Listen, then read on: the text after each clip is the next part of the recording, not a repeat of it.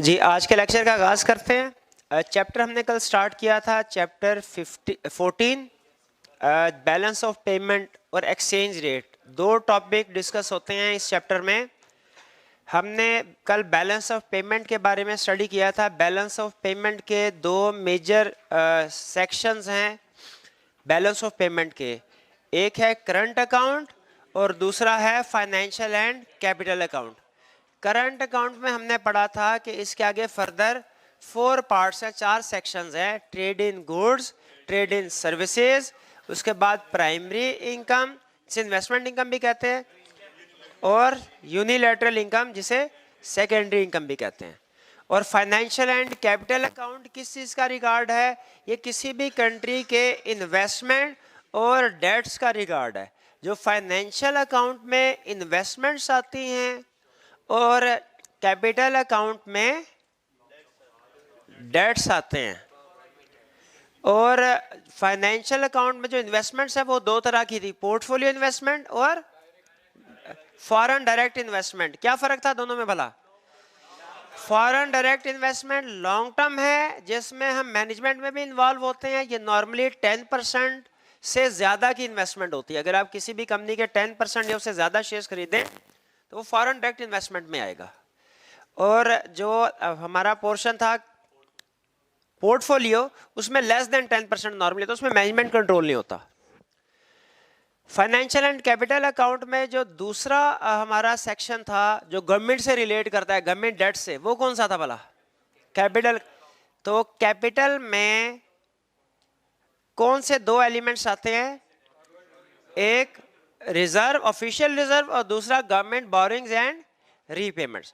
और हमने अहम कंसेप्ट पढ़ा था, करंट अकाउंट का बैलेंस सरप्लस भी हो सकता है, डेफिसिट भी हो सकता है, लेकिन ओवरऑल बैलेंस जो होगा ना दोनों का, current account plus financial capital account का, वो एग्जैक्टली इक्वल होगा, अपोजिट होगा, लेकिन इक्वल अमाउंट होगी। सम हमेशा जीरो होगा।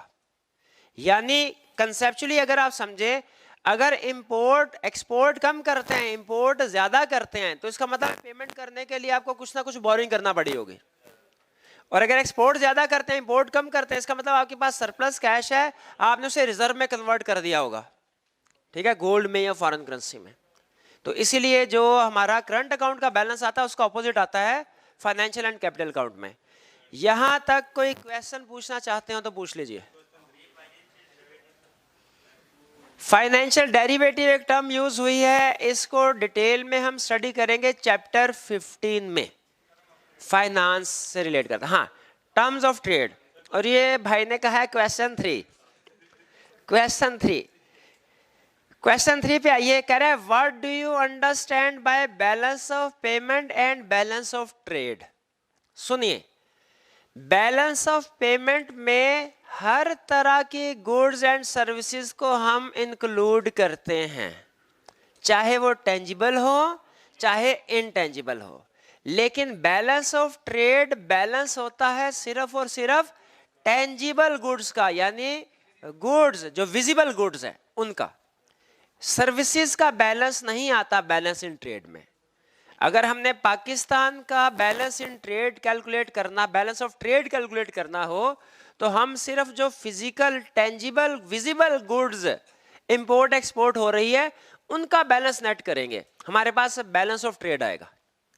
अगर हम पाकिस्तान का करंट अकाउंट बैलेंस कैलकुलेट करना चाहते हैं या बैलेंस ऑफ पेमेंट देखना चाहते हैं, उसमें विजिबल इनविजिबल हर तरह की आइटम्स आ जाएंगे।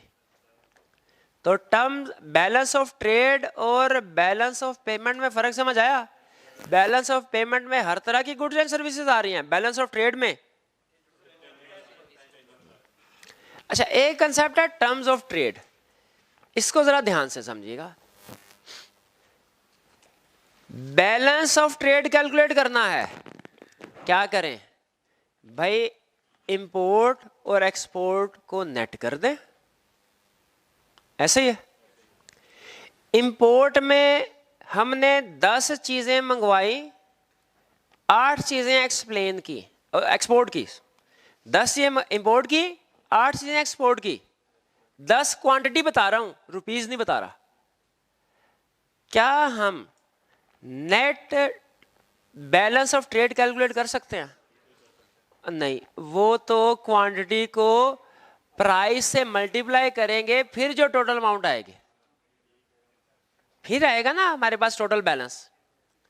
यानी अगर मैं आपसे ये कहूं समझाने के लिए, ये एक्सपोर्ट, ये इंपोर्ट, एक्सपोर्ट की 8 चीजें at the rate of rupees 100 is equal to 800।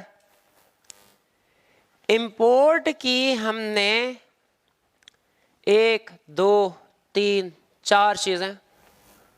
पहली चीज की 1 quantity eight the rate of 100, दूसरी इंपोर्ट की 2 क्वांटिटी में एट द रेट ऑफ 200, तीसरी की 3 एट द रेट ऑफ 100 करते जाते हैं इसको, एट द रेट ऑफ 100, 200, 300, 400। अब नेट कितना आया? 1000। अब हमारा नेट बैलेंस कितना आया? 200 नेगेटिव, डेफिशिएट आया। ठीक है, बैलेंस ऑफ ट्रेड क्या आया? इंपोर्ट और एक्सपोर्ट का डिफरेंस, जो कि क्या है? Adverse, negative. ये है टर्म्स ऑफ ट्रेड। अगर सिर्फ टेंजिबल विजिबल गुड्स का बैलेंस कैलकुलेट करें, वो कहलाता है बैलेंस ऑफ ट्रेड, वो कहलाता है बैलेंस ऑफ ट्रेड। अगर विजिबल के साथ इनविजिबल को भी ऐड कर दे, चारों एलिमेंट्स को ऐड कर दें हम करंट अकाउंट के, वो बैलेंस ऑफ पेमेंट या करंट अकाउंट कहलाएगा। यानी balance of payment wider term है, बैलेंस ऑफ ट्रेड सिर्फ एक चीज को नेट कर रहे हैं हम, विजिबल गुड्स को, यानी ट्रेड इन गुड्स को। अच्छा, ट्रेड इन गुड्स का जो बैलेंस कैलकुलेट होता है ना 200 नेगेटिव, वो क्वांटिटी को प्राइस के साथ मल्टीप्लाई करके आता है, क्वांटिटी को प्राइस के साथ मल्टीप्लाई करके आता है, ऐसे ही है। अच्छा, अब फर्ज कीजिए कि चीजें तो यही हैं। हमने कहा एक्सपोर्ट की जो प्राइस है वो बढ़ के हो गई 8 है, eight the rate of rupees 110 हो गई। जो एक्सपोर्ट कर रहे हैं उसकी प्राइस बढ़ के क्या हो गई? बाकी चीजें सेम है, इंपोर्ट की भी सेम है 800 से। बताइए, क्या एक्सपोर्ट की प्राइसेस बढ़ने से हमारा जो बैलेंस है वो लाजमी है कि पॉजिटिव हो जाएगा? नहीं होगा। क्यों? क्योंकि जो हमारा बैलेंस ऑफ ट्रेड है वो तो प्राइस और क्वांटिटी को मल्टीप्लाई करके फिर कैलकुलेट होता है, सिर्फ प्राइस की बेस पे थोड़ी होता है। लेकिन अगर मैं कहूं मेरी एक्सपोर्ट की प्राइसेस हो गई 110, मेरी इंपोर्ट की प्राइसेस हो गई 100 ही हैं, क्या मैं ये कह सकता हूं मेरा बैलेंस ऑफ ट्रेड इंप्रूव कर गया? बैलेंस ऑफ ट्रेड, लेकिन बैलेंस ऑफ ट्रेड पॉजिटिव नहीं हुआ। अब सुनिए, हाँ इंप्रूव। अब सुनिए, ये जो रेशो होती है प्राइस की, एक्सपोर्ट प्राइस, अगर हम सिर्फ प्राइस को सामने रखें तो हमारी प्राइसेस को सामने रख के हमारी पाकिस्तान की पोजीशन बेहतर है इंटरनेशनल पोजीशन के मुकाबले में। क्यों? क्योंकि हमारी जो एक्सपोर्ट प्राइसेस हैं ये बढ़ रही हैं, इंपोर्ट प्राइसेस सेम है, कम है। इसको हम कहते हैं terms of trade. Terms of trade में और बैलेंस ऑफ ट्रेड में फर्क क्या है? बैलेंस ऑफ ट्रेड में प्राइस क्वांटिटी दोनों को कंसीडर करके बैलेंस कैलकुलेट किया जाता है। टर्म्स ऑफ ट्रेड का मतलब है, देखिए जब ट्रेड करते हैं तो हमारी टर्म्स डिसाइड होनी है। टर्म से क्या मुराद होती है? प्राइस डिसाइड होनी है। टर्म्स ऑफ ट्रेड का मतलब होता है प्राइसेस उन गुड्स की जो आप ट्रेड कर रहे हैं, इंपोर्ट एक्सपोर्ट कर रहे हैं।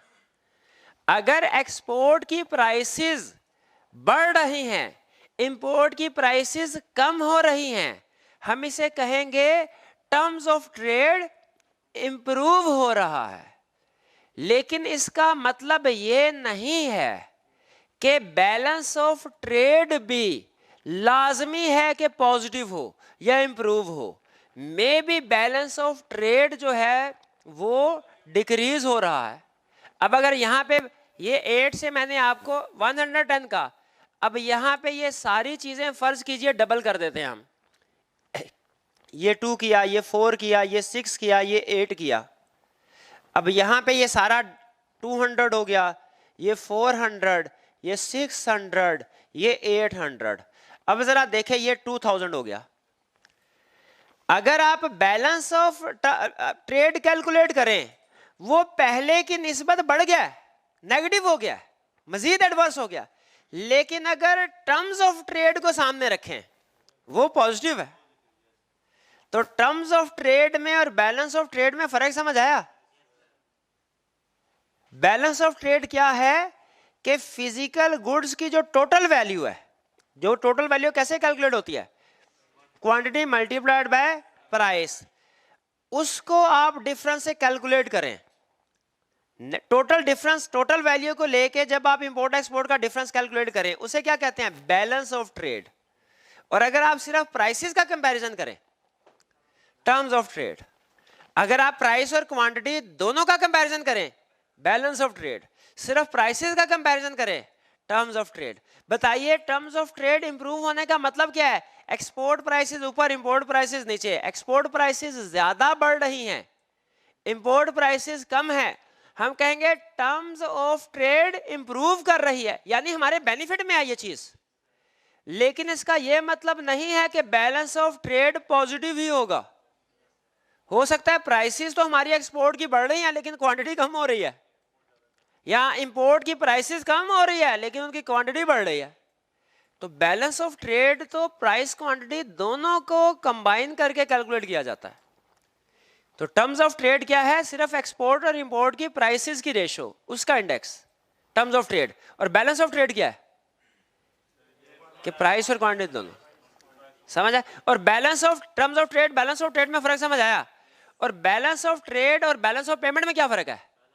बैलेंस ऑफ ट्रेड सिर्फ जो विजिबल गुड्स हैं, ट्रेड इन गुड्स, उनके बैलेंस को कहते हैं, और बैलेंस ऑफ पेमेंट चारों को। भी कुछ बात समझ आए? थोड़ा सा मुश्किल कंसेप्ट था क्योंकि तीनों कंसेप्ट हमने इकट्ठे डिस्कस किए, लेकिन उम्मीद है कि आपको समझ आ गई होगी। 3 कंसेप्ट नोट कर लीजिए, terms of trade, balance of trade और बैलेंस ऑफ पेमेंट। और कोई क्वेश्चन?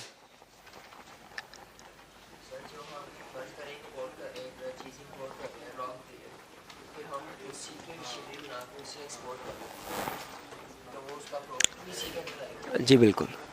अगर हम किसी चीज का रॉ मटेरियल इंपोर्ट करते हैं, उसको मैन्युफैक्चर करके फिनिश गुड एक्सपोर्ट करते हैं, तो क्या होगा? रॉ मटेरियल की इंपोर्ट ज़्यादा इंपोर्ट में आएगी और फिनिश गुड की एक्सपोर्ट ज़्यादा आएगी। चलिए नेक्स्ट आज के कंसेप्ट्स की तरफ चलें। अब मजीद कोई क्वेश्चन? अच्छा, इसमें जो क्वेश्चन नंबर 3 का सेकंड पार्ट है, describe the steps that may be taken if there is an adverse balance of payment, वो अभी हमने डिस्कस करना है। ठीक है, वो स्टेप्स हैं ये मेजर्स। डेफिसिट आ जाए, डेफिसिट या एडवर्स बैलेंस एक ही बात है। हाँ, ये क्वेश्चन मैंने अभी डिस्कस करना है। ठीक है, ये इस जब ये लेक्चर कंप्लीट हो जाएगा उसके एंड पे इस क्वेश्चन को मैं दोबारा डिस्कस करूंगा, फिर हम देखेंगे इसको आंसर कर सकते हैं कि नहीं। और एक चीज बताऊंगा आपको, जो एग्जामिनर टर्म जो एग्जामिनर गलत यूज कर रहा है उसे यूज करनी नहीं चाहिए, लेकिन चूंकि यूज कर रहा है तो हमें पता होना चाहिए कि अगर एग्जामिनर ये टर्म यूज करे हम इसका मतलब क्या लेंगे, वो भी एंड में बताता हूँ।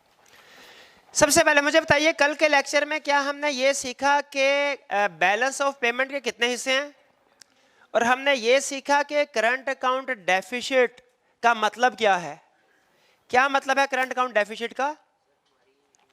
कि हमारी इंपोर्ट्स ज्यादा हैं, एक्सपोर्ट्स कम हैं। और करंट अकाउंट सरप्लस का मतलब क्या है? अच्छा, एक एग्जामिनर टर्म यूज करता है जो टेक्निकली गलत है, वो करता है deficit in balance of payment. कोई स्टूडेंट बता सकता है? 50 रुपए इनाम। कोई स्टूडेंट बता सकता है? अच्छा, खुद ही पूछ के खुद ही अब जवाब दो, शाबाश है। अच्छा, बैलेंस इसमें क्या गलती है जी मेरे भाई? डेफिसिट कह रहा है तो फिर बैलेंस ऑफ पेमेंट क्यों कह रहा है? बैलेंस ऑफ पेमेंट में तो दोनों साइड करंट अकाउंट और फाइनेंशियल एंड कैपिटल हमेशा इक्वल होती हैं, उसे डेफिसिट इन करंट अकाउंट कहना चाहिए। Deficit in balance of payment technically गलत टर्म है, शाबाश। Deficit in balance of payment, क्योंकि बैलेंस ऑफ पेमेंट तो ओवरऑल है ना, बैलेंस ऑफ पेमेंट में तो दोनों सेक्शन आते हैं, करंट अकाउंट भी आ रहा है, फाइनेंशियल एंड कैपिटल अकाउंट भी आ रहा है, और करंट अकाउंट का जो भी बैलेंस होगा एग्जैक्टली अपोजिट जो है वो फाइनेंशियल एंड कैपिटल का होगा। जैसे आप कोई भी अकाउंटिंग में टी अकाउंट बनाते हैं और debit side is equal to credit side होती है, लेकिन नेचर फर्क होता है, डेबिट डेबिट है, क्रेडिट क्रेडिट है। उसी तरह जो हमारा बैलेंस ऑफ पेमेंट है इसकी भी एक साइड है करंट अकाउंट, एक है फाइनेंशियल एंड कैपिटल अकाउंट। दोनों हमेशा इक्वल होती हैं, अपोजिट होती हैं लेकिन हमेशा इक्वल होती हैं। एक साइड जो है उसको आप कह सकते हैं करंट अकाउंट सरप्लस में है या डेफिसिट में है। बैलेंस ऑफ पेमेंट के बारे में नहीं कह सकते कि वो सरप्लस में है डेफिसिट में, वो तो हमेशा इक्वल होगा, नेट बैलेंस जीरो आता है हमेशा। लेकिन अगर एग्जाम में कहीं ये टर्म यूज हो जाए deficit in balance of payment, आपने फौरन समझ जाना है ये डेफिसिट इन करंट अकाउंट की बात कर रहा है। डेफिसिट इन टेक्निकल गलत टर्म है, लेकिन चूंकि प्रैक्टिस में बोली जाती है इसीलिए हमें समझ आनी चाहिए कि वो बंदा कहना क्या चाह रहा है हमसे। वह ये नहीं कह देंगे भाई तुमने क्वेश्चन गलत ड्राफ्ट किया है तो छोड़ के आ जाए, नहीं, बल्कि हमने उसके रिक्वायरमेंट को समझना है। Deficit in balance of payment मतलब डेफिसिट इन करंट अकाउंट। सबसे पहले कहता है रीजंस क्या होंगी। लेक्चर आज का आसान है, आपने सिंपल समझते जाना है, रीजन को अटेंटिव होकर सुनते जाएं, इंशाल्लाह समझ लगती जाएगी। कहता है पाकिस्तान का current account balance of payment deficit में नहीं बहुत ही डेफिसिट में है, बताइए इसकी रीजंस क्या हैं। हमने कहा लो रीजन सुनो। पहले reason increase in price of imported goods, जो हम गुड्स इंपोर्ट करते हैं उनकी प्राइसेस इंक्रीज होती जा रही है। किसी जमाने में ऑयल 60 रुपीज लीटर हुआ करता था, अब 117 रुपये लीटर है, तो जाहिर है जितनी प्राइसेस इंक्रीज हो रही है उतनी ज्यादा पेमेंट हमने करनी है सऊदीया को, तो इस वजह से हमारा करंट अकाउंट का बैलेंस भी डेफिसिट में आता जाता है। जैसे जैसे इंपोर्ट प्राइसेस बढ़ती जाएंगी डेफिसिट बढ़ता जाएगा, इंपोर्ट प्राइसेस कम होती जाएंगी डेफिसिट कम होता जाएगा। पहली रीजन क्लियर हो गई। दूसरी, long term decline in productive potential. Productive potential क्या होता है? किसी भी कंट्री जो टोटल चीजें प्रोड्यूस कर सकती हैं उसका फुल एम्प्लॉयमेंट लेवल, उसे कहते हैं पोटेंशियल आउटपुट। कहता है पाकिस्तान का जो प्रोडक्टिव पोटेंशियल है उसमें डिक्लाइन आता जा रहा है, फैक्ट्रीज बंद होती जा रही हैं, नई इन्वेस्टमेंट नहीं आ रहे। ठीक है, तो और भी रीजन हो सकती है लॉन्ग टर्म डिक्लाइन की, जैसे खुदा ना खास्ता कोई कुदरती आफत आ जाए, ठीक है, कोई जलजला वगैरह आ जाए, उसकी वजह से भी पाकिस्तान की जो टोटल आउटपुट है उस पर फर्क पड़ेगा। कोई जंग छिड़ जाए, जब जंग छिड़ती है तो लोग नॉर्मली ट्रेडिंग एक्टिविटीज बहुत कम हो जाती हैं। ठीक है, लोग इंतजार करते हैं भाई जंग खत्म हो, पता चले कि लाहौर किस जगह शामिल है, पाकिस्तान में इंडिया में, उस हिसाब से इन्वेस्टमेंट डिसीजन करेंगे। हाँ, तो दिल्ली भी पाकिस्तान में है, बिल्कुल ठीक है, वो उधर यही बढ़ा रहे होंगे। Long term decline in productive potential, clear हो गया। ये वार की वजह से, कोई नेचुरल डिजास्टर की वजह से हो सकता है कि हमारी जो पाकिस्तान की टोटल आउटपुट है वो कम हो जाए। टोटल आउटपुट कम हो जाएगी, क्या होगा?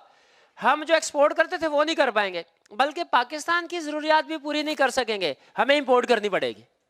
एक्सपोर्ट कम हो जाए या इंपोर्ट ज्यादा हो जाए, दोनों सूरतों में करंट अकाउंट डेफिसिट बढ़ जाएगा। ये रीजन क्लियर हो गई। Foreign goods are cheaper and better. Made in Japan, made in China cheaper है, मेड इन जापान बेटर है। लोग फिर क्या करते हैं, मेड इन पाकिस्तान चीजों को नहीं खरीदते। भाई बाहर की चीजें अगर सस्ती हैं और बेहतर हैं तो मेड इन पाकिस्तान कौन खरीदेगा? कोई भी नहीं। ठीक है, foreign goods are cheaper and better, तो लोग क्या करेंगे?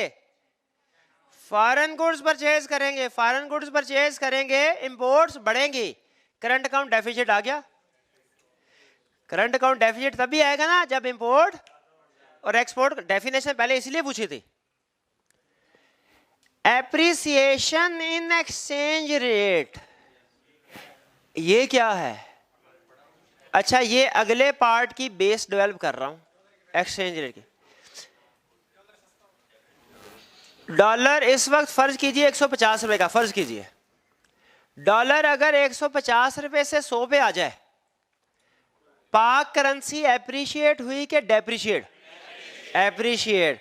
और अगर डॉलर 200 पे चला जाए, डेप्रिशिएट। यहां पे एप्रिशिएट की बात कर रहा है, डॉलर को 100 रुपए पे ले आए, इससे हमारी एक्सपोर्ट पे क्या फर्क पड़ेगा? क्यों? कम पे? हाँ, क्वांटिटी वही होगी, अब पैसे कम आएंगे। पहले 150 मिलता था, अब 100 मिलेगा। एक्सपोर्टर कहेगा नहीं भैया वारा नहीं खाता, एक्सपोर्ट कम हो गई, इंपोर्टर छलांगे मारेगा। क्यों? वो कहेगा भैया पहले मैं बाहर से चीजें मंगवाता था, $1 की चीज खरीदने में 150 लगता था, अब 100 लगता है, बेतहाशा मंगवाओ।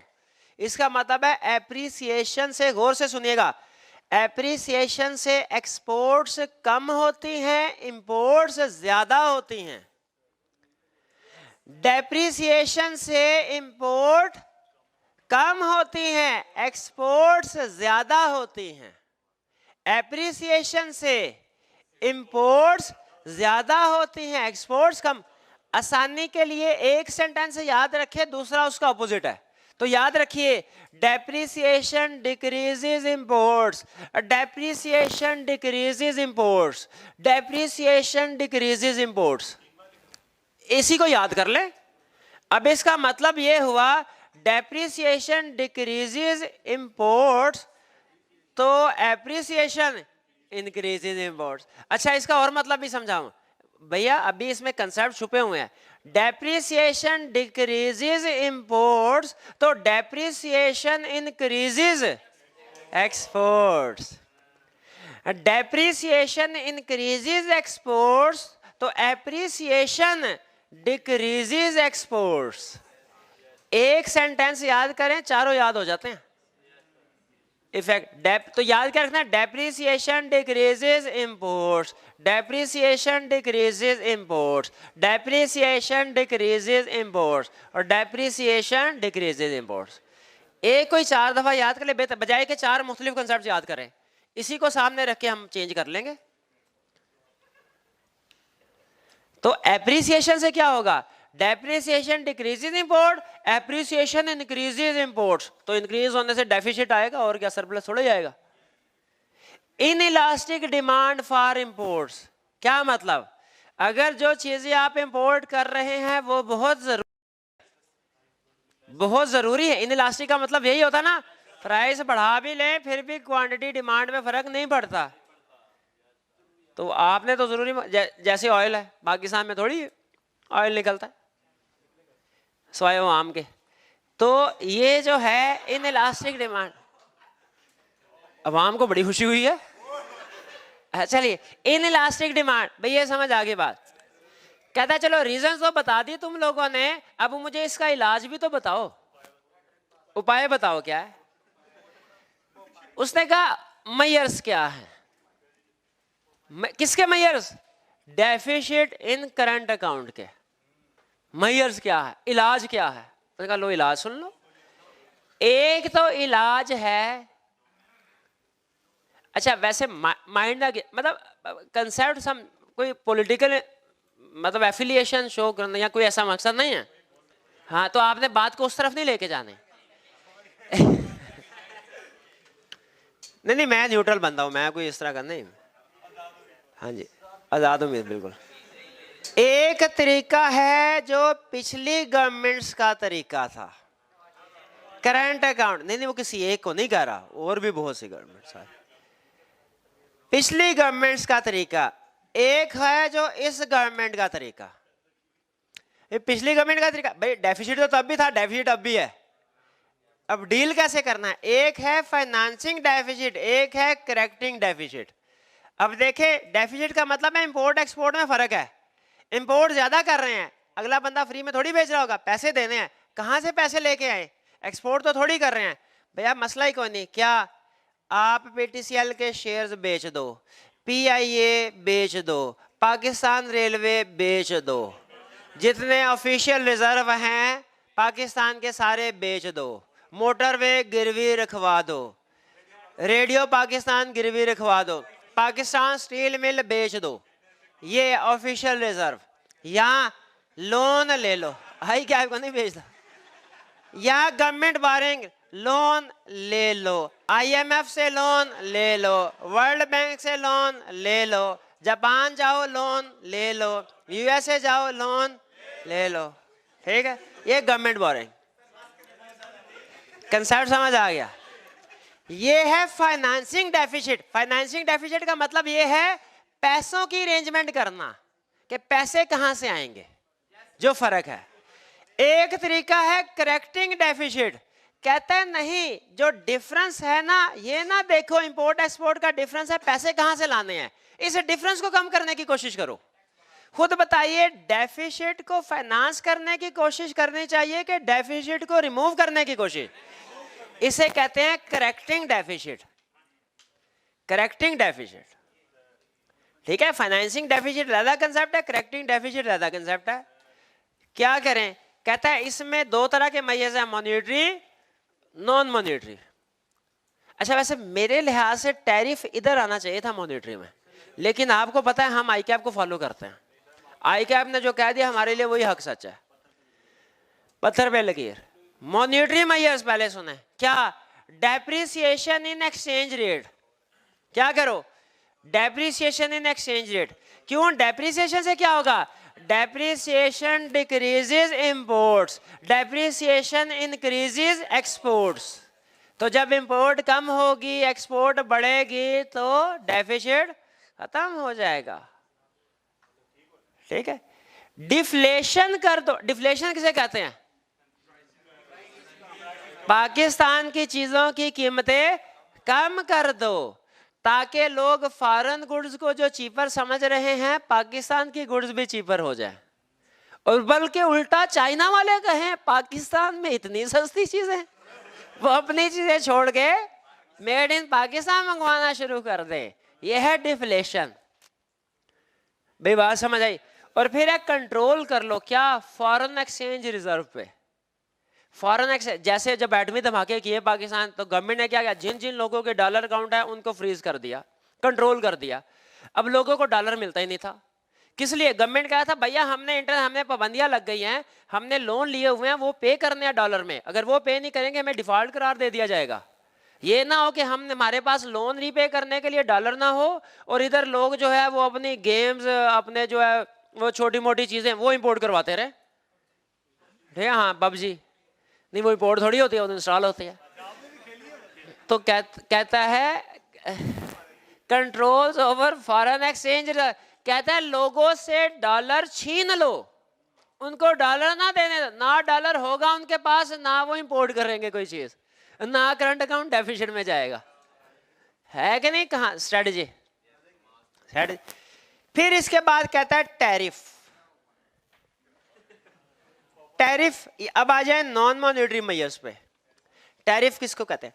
अच्छा 3 टर्म्स होती हैं, टैरिफ, कोटा, एम्बार्गो। एम्बार्गो की टर्म उसने किताब में यूज नहीं की, लेकिन मैं आपको बता देता हूं, सुन के भूल जाइएगा। टैरिफ का मतलब है जो बंदा जो चीज मंगवाना चाहता है मंगवाने दो, सिर्फ ये करो उस पर ड्यूटी बढ़ा दो, टैक्स बढ़ा दो, ड्यूटी बढ़ा दो। टैरिफ, ड्यूटी बढ़ने से चीज महंगी होगी, खुद बहुत तौबा करेगा चीज मंगवाने से। ये है, हाँ वो ले गए नहीं, बिल्कुल टैरिफ है ये। कोटा का मतलब ये है, कोटा का मतलब ये है कि लिमिट कर दो क्वांटिटी कितनी आएगी। कि फर्ज कीजिए कोई स्टील की जो क्वांटिटी इंपोर्ट होगी वो टोटल फॉर एग्जांपल 2000 टन होगी, इससे ज्यादा नहीं होगी, ये कोटा। एम्बार्गो होता है कंप्लीट बैन कर दो, ना टैक्स दे के मंगवा सकते हो ना ही कोटा फिक्स होगा, कंप्लीट। भाई इसराइल से कोई 1 रुपए की चीज भी नहीं आएगी पाकिस्तान में, एम्बार्गो कंप्लीट बैन। ये है partial ban quota, embargo complete ban है, कुछ भी चीज नहीं। कहता है कोटा लगा दो, लिमिट कर दो, जरूरी चीजें सिर्फ आएगी, सिर्फ उनको इजाजत दो जिनके लिए जरूरी है। टैरिफ का मतलब क्या है? ड्यूटी बढ़ा दो। एक्सपोर्ट प्रमोशन का मतलब क्या है? दुबई में इंटरनेशनल इन्वेस्टर बैठा हुआ है, उधर जाके एग्जीबिशन करवाएं, हमारा JF-16 उनको दिखाएं कि सर ये देखिए हमसे खरीदी है, हमारे साथ टेक्सटाइल प्रोडक्ट भी लगा दें। JF-17 है, जो भी है, चले जो भी है, HFC, ठीक है। Export promotion, import substitution. Export promotion का मतलब यह भी है कि आप अपने एक्सपोर्टर्स को सहूलियात मुहैया करें, उन्हें सब्सिडीज दीजिए, उन्हें कम रेट पे लोन दीजिए, ठीक है, उनको बिजली मुहैया कीजिए।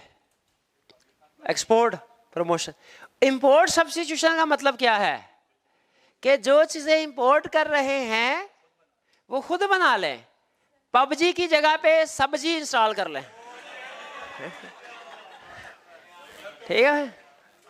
इंपोर्ट सब्स्टिट्यूशन, यह है इंपोर्ट सब्स्टिट्यूशन। भाई बात समझ आए? कुछ है कंसेप्ट सिंपल, डेफिनेशन से पता चल जाता है। सिर्फ टैरिफ वाला कंसेप्ट है, उसने एक डायग्राम बनाई है, वो मैंने अभी आपको समझानी है। हालांकि ये टैरिफ वो कंसेप्ट है, सिंपल अगर समझे तो समझ आ जाएगी, डायग्राम से समझे तो जो समझ आई थी वो भी चली जाएगी। नहीं नहीं, लेकिन किताब में आई कैब की आपको पता है, आई कैब में जो किताब है पत्थर पे लकीर है, जो कंसेप्ट। भाई ये बातें समझ आ गई जी। हाँ, टैरिफ। टैरिफ क्या होता है कि जो चीजें आप इंपोर्ट करेंगे गवर्नमेंट इन पे ड्यूटी आयद कर देती है कि आपने हर यूनिट पे 200 रुपीज दिए। जैसे जापान से जब हम गाड़ियां इंपोर्ट करते हैं, आपको शायद अंदाजा हो, जितने की गाड़ी होती है उतना ही टैरिफ है, वो डबल हो जाती है टैरिफ। सेल फोन पे भी है जी टैरिफ। एक्सपोर्ट प्रमोशन का मतलब यह है कि जो सेक्टर आपका एक्सपोर्ट कर रहा है चीजें, आप उसको प्रमोट करें, उसको सहूलियात मुहैया करें, उसको सब्सिडी दी जाए, उसको कम रेट ऑफ इंटरेस्ट पे लोन प्रोवाइड किया जाए। इंटरनेशनल जो एग्जीबिशन होते हैं जहां पे इंटरनेशनल इन्वेस्टर आके अपनी अपनी प्रोडक्ट डिस्प्ले करते हैं, जैसे अक्सर चाइना में जो है वो जाते हैं लोग, हर साल वो लगाते हैं एग्जीबिशन, उधर जाके अपनी प्रोडक्ट जो है वो डिस्प्ले करें ताकि इंटरनेशनल इन्वेस्टर को पता चले पाकिस्तान में क्या चीजें बन रही है।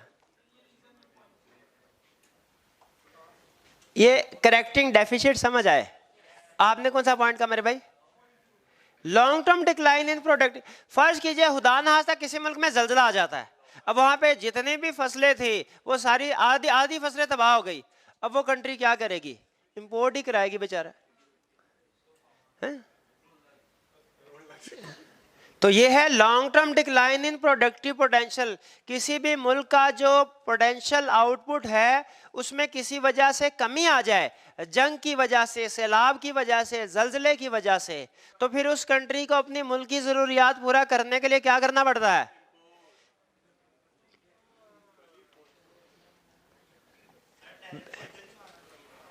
टैरिफ को इधर क्यों नहीं, ये पता नहीं आई कि आपने क्यों नहीं किया, इधर ही फिट किया, हम भी इधर ही फिट करें।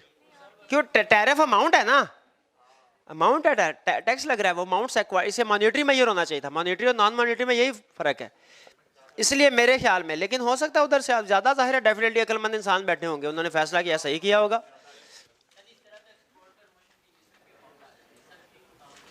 हाँ ठीक है, ठीक है, नहीं नहीं नहीं भाई है। अब कहते हैं अच्छा भाई ये तो आपने रीजंस और मैयत बताए जनरल, अगर हमसे क्वेश्चन में सिर्फ इतना पूछे ना कि बैलेंस ऑफ पेमेंट के डेफिसिट होने की रीजंस बताइए या मैयत बताइए, इसको कैसे रिमूव किया जा सकता है, पाकिस्तान का नाम ना ले तो हमने ये रीजन बताने हैं। लेकिन अगर कहे स्पेसिफिकली बताइए पाकिस्तान का बैलेंस ऑफ पेमेंट क्यों डेफिसिट में है, पाकिस्तान के लिए क्या मैयत है, फिर हमने सारे देसी पॉइंट्स उसको बताने हैं, बेसिक पॉइंट्स। अब देसी पॉइंट्स देखें क्या होंगे हमारे। वो कहता है पाकिस्तान में क्या रीजंस हैं बैलेंस ऑफ पेमेंट के डेफिसिट होने की with specific reference to Pakistan. पहली रीजन नैरो एक्सपोर्ट बेस, कहता है इतनी सी चीजें एक्सपोर्ट करते हैं आप, 3-4 चीजें क्या करते हैं भला, फुटबॉल, टेक्सटाइल, चावल, बस। हाँ आम बिल्कुल ठीक है। अब देखें असल में आपको एक बात बताऊं, ये जो डेवलप कंट्रीज वाले लोग हैं ये बड़े सियाने अक्लमंद है, इन्होंने फोकस किया हुआ है एग्रीकल्चर प्रोडक्ट्स पे नहीं इंडस्ट्रियल प्रोडक्ट्स पे। आप देखें वो एक इंडस्ट्रियल प्रोडक्ट, एक छोटा सा सॉफ्टवेयर बनाते हैं, वो अरबों रुपए कमा लेते हैं। हमारा किसान दिन रात एक करता है, पूरी सारे बच्चों के साथ काम करता है और फिर महीनों बाद जाके वो 1.5-2 लाख कमाने के काबिल होता है। तो पाकिस्तान के साथ मसला ये है कि पाकिस्तान एग्रीकल्चर बेस्ड कंट्री है, इसकी प्रोडक्ट जितनी मर्जी है लो प्राइस्ड होती हैं, इंडस्ट्रियल प्रोडक्ट्स होते हैं वो हाई प्राइस्ड होती हैं। वो कहता है एक तो ये चंद एक प्रोडक्ट्स जो है वो प्रोड्यूस करता है, एक्सपोर्ट करता है, और ऊपर से वो प्रोडक्ट्स एक्सपोर्ट की जाती है वो भी लो प्राइस्ड है। राइजिंग कंजम्पशन बेस कहता है पाकिस्तान की पॉपुलेशन बढ़ रही है, जो प्रोड्यूस करते हैं सारा खुद ही खा जाते हैं। राइजिंग कंजम्पशन बेस कहता है फॉरेन डेट, दूसरे मुल्कों से इतना लोन लिया हुआ है, आधा बजट लोन का इंटरेस्ट पे करने में निकल जाता है। तो जब इतना इंटरेस्ट पे करेंगे करंट अकाउंट ने डेफिसिट होना ही है। पॉलिटिकल इंस्टेबिलिटी, सियासतदान एक दूसरे की टांग खींचते रहते हैं। वो चाइना वाले आए भी अगर इन्वेस्टमेंट करने के लिए, इधर देखते हैं धरना है, वो कहते हैं नहीं भैया पहले अपने मामला सीधे करें फिर हमें बुलाइएगा, वापिस चले जाते हैं। पॉलिटिकल इंस्टेबिलिटी नहीं है तो इन्वेस्टमेंट कहां से आए। लैक ऑफ ऑटोमेटेड मशीनरी, कहता है पुरानी मशीनरी 50-60 साल पुरानी टेक्नोलॉजी, आउटडेटेड टेक्नोलॉजी यूज कर रहे हैं। ठीक है, यहाँ पे अपडेटेड टेक्नोलॉजी यूज करें। आपको पता है कंसर्ट बड़ा था, अगर टेक्नोलॉजी एडवांस यूज करेंगे सप्लाई में इजाफा होगा। कहता है महंगी मशीन खरीदने की पैसे ही नहीं है हमारे पास, तो हमने पुरानी मशीनरी इस्तेमाल करते हैं, उसका खर्चा भी ज्यादा है, प्रोडक्शन भी कम। कहता है मेयर्स क्या हो, फिर इलाज क्या हो, किसका,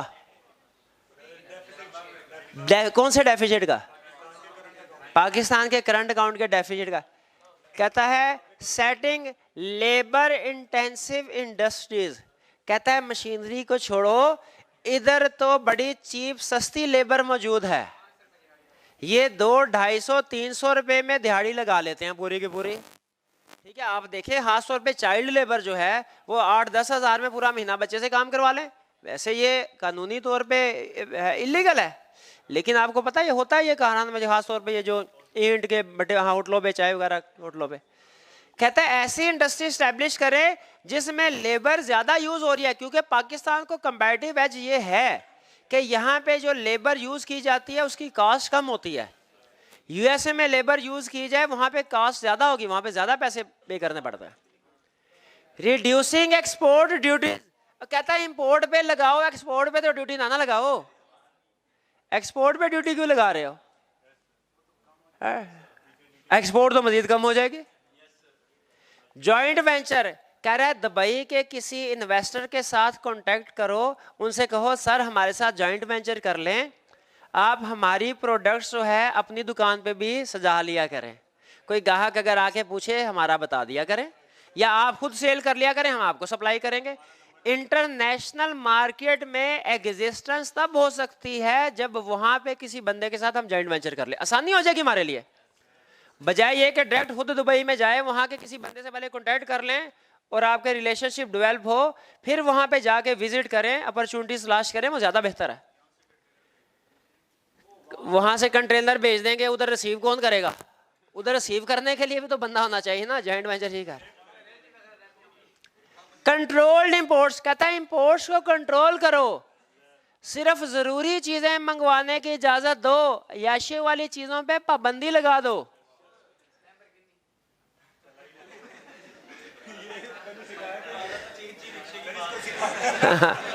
लैम्बोर्गिनी की तू गन्ने की बात कर, जिम्बाब्वे की बात कर,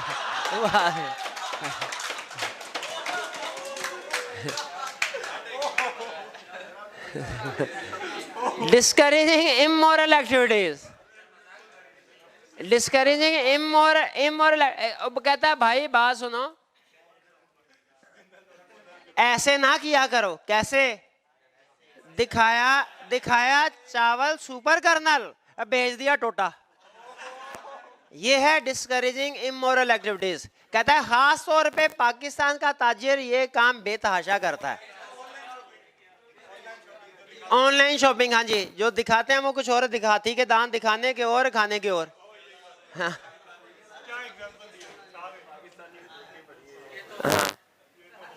वो एक डब्बी होती है, उसके ऊपर बड़ी कीमती सी घड़ी होती है, उसके साथ लिखा होता है प्राइस ओनली 200। आप फौरन ऑर्डर देते हैं, वो डब्बी भिजवा देते हैं, कहते हैं प्राइस तो डब्बी की थी, घड़ी की तो थी नहीं। अच्छा, ये सच्चा वाकया है। मेरे साथ नहीं हुआ। जैसे इमोरल एक्टिविटीज, भाई ये बात समझ आ गई आपको? मैयर, हाँ जाहिर है ये पाकिस्तान वाली चीजें तो आपको बहुत जल्दी समझ आई होंगी। अब आखिरी कंसेप्ट आज का क्या, ये सर ये टैरिफ क्या होता है? Explain with the help of A diagram. Explain with the help of A diagram. अब देखें, फर्ज कीजिए कि कोई मुल्क, एक चीज पाकिस्तान में भी प्रोड्यूस हो रही है, बाहर भी। पहले बनाते हैं पाकिस्तान में, ये उसकी क्वांटिटी, ये उसकी प्राइस, ये है सप्लाई पाकिस्तान में, ये है डिमांड पाकिस्तान में। ये सप्लाई डोमेस्टिक मार्केट में है, इसके साथ लिख दो डोमेस्टिक।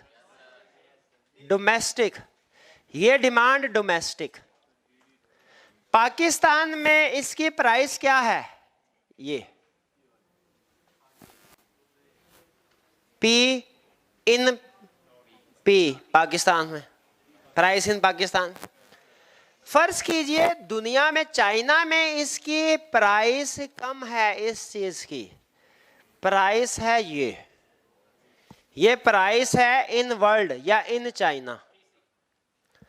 अब बताइए इस प्राइस पे, जो कि मेड इन पाकिस्तान की प्राइस से कम है, इस पे पाकिस्तान में सप्लाई कितनी है? और इस पे पाकिस्तान में डिमांड कितनी है? डिमांड ज्यादा है, सप्लाई कम है। अब बताइए कि ये है सप्लाई और ये है डिमांड। अब ये जो लोग हैं, यहां तक तो लोग सप्लाई करने को, इस प्राइस पे इतने लोग सप्लाई करने को तैयार है पाकिस्तान में। इस प्राइस पे पाकिस्तान में इतने लोग सप्लाई करने को तैयार हैं, लेकिन पाकिस्तान में डिमांड कितनी है? इतनी। सप्लाई कितनी है? इतनी। अटेंटिव हो जाइए, सप्लाई यहां से लेके यहां तक है, डिमांड कितनी? यहां तक। ये जो बाकी वाले लोग हैं, चीज कहां से खरीदेंगे? इंपोर्ट से, इंपोर्ट से, बाहर से। ठीक है, कहता है ये तो है विदाउट टैरिफ। अब अगर टैरिफ लगा दिया जाए तो क्या होगा? टैरिफ लगाने से बताइए प्राइस बढ़ेगी कम होगी? पाकिस्तान की के वर्ल्ड वाली प्राइस? वर्ल्ड वाली। पाकिस्तान की प्राइस पे थोड़ा टैरिफ लगाना है, बाहर से जो इंपोर्ट होता है उस पर टैरिफ लगाना है। ये लगा। अब हमारा फर्ज कीजिए टैरिफ, अब की बार टैरिफ लगा, ये रेड से लगाते हैं, ये है वर्ल्ड प्राइस प्लस टैरिफ। ये क्या है? Price of world plus tariff add हो गया। इसमें टैरिफ ऐड हुआ तभी तो प्राइस बढ़ी। अब इस प्राइस पे बताइए पाकिस्तान में कितने लोग सप्लाई कर रहे हैं, और इस प्राइस पे अब डिमांड कम होके कितनी हो जाएगी? तो अब बताइए, ये अब नई प्राइस पे, नई प्राइस, पुरानी नहीं, टैरिफ वाली प्राइस पे बताइए सप्लाई कितनी, ये डिमांड कितनी? गैप अभी भी है, लेकिन अब बताइए पहले की निस्बत गैप कम हो गया कि नहीं? अब इंपोर्ट कितनी होगी यहां से लेके यहां तक? यही वो कह रहा है कि भैया जब आप टैरिफ लगाएंगे, जितना टैरिफ लगाते जाएंगे उतना आपकी इंपोर्ट, और जब टैरिफ लगा के इंटरनेशनल मार्केट में प्राइस और लोकल मार्केट में प्राइस सेम हो जाएगी, लोग कुछ भी इंपोर्ट नहीं करेंगे, कहेंगे भाई उसी प्राइस पे चाइना से मिल रहा है, उसी पे लाहौर में मिल रहा है, तो चाइना से मंगवाने की क्या जरूरत है? यह है tariff with the help of A diagram. भाई क्लियर हुआ जी? क्योंकि प्राइस बढ़ रही है ना, तो डिमांड कम हो रही है, डिमांड कम हो रही है। अब देखिए हमने आज के लेक्चर में क्या पढ़ा? हमने पढ़ा करंट अकाउंट डेफिसिट क्या होता है, बैलेंस ऑफ पेमेंट डेफिसिट एक ही बात है। उसकी रीजंस क्या हैं, मैयर्स क्या है? मैयर्स को दो हिस्सों में किया, मॉनिटरी लादा, नॉन मॉनिटरी लादा। लेकिन एक कंसेप्ट जहन में रखिए, क्या हो सकता है पूछ ले, financing the deficit, correcting the deficit में क्या फर्क है? मैयर्स जो आते हैं करेक्टिंग द डेफिसिट में आते हैं, फाइनेंसिंग द डेफिसिट में यही होता है आर्जी तौर पे इंतजाम करो पैसों का, घर का सामान बेचो या उधार लो। और रीजंस और मैयर with specific reference to Pakistan वो भी क्लियर हो गए, कुछ को समझ आया? चलिए, ये था हमारा पार्ट एक कंप्लीट हो गया। कल हम एक्सचेंज रेट स्टार्ट करेंगे, थोड़ा सा टेक्निकल है, कल छुट्टी ना कीजिएगा, लेकिन इंशाल्लाह क्लास में आके बैठेंगे, लेक्चर सुनेंगे, समझ आ जाएगी इंशाल्लाह। लेकिन घर में खुद से पढ़ने बैठ मसला होगा, कल छुट्टी ना कीजिएगा। अल्लाह।